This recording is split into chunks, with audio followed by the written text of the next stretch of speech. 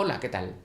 A algunas personas llegar a un diagnóstico puede resultarles liberador, pero para otras puede suponer un mazazo.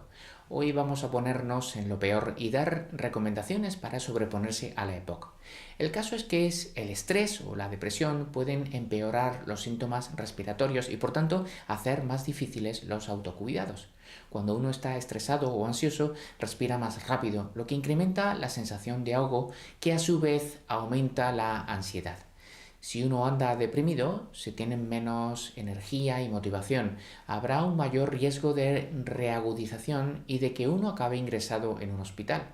No es ninguna tontería encontrar el apoyo para hacer frente al estrés, la ansiedad y la depresión, porque de la salud emocional depende en gran medida la salud física, como ya vimos en su día.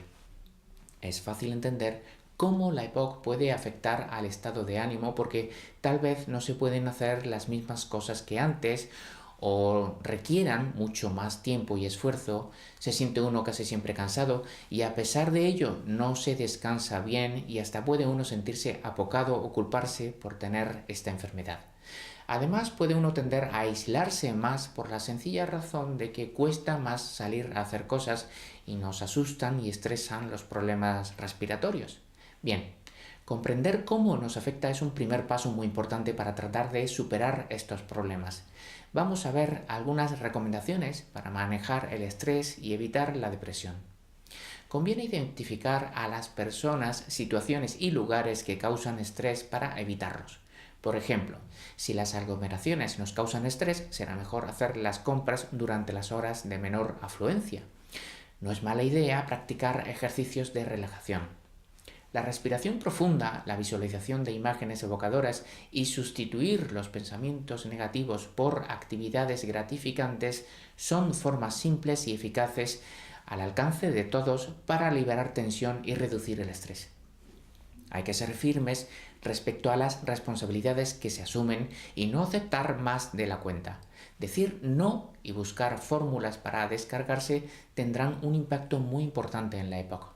Pero no hay que decir no a los amigos, quiero decir, hay que sacar tiempo cada semana para pasar un rato con ellos o asistir a eventos sociales.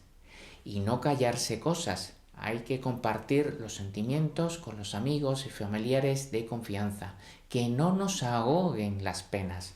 Son muy recomendables los hábitos de ejercicio, cuidar la alimentación y procurarse un buen descanso, como apuntamos en vídeos anteriores. Y por último, conviene ceñirse al tratamiento para mantener controlados los síntomas de la EPOC.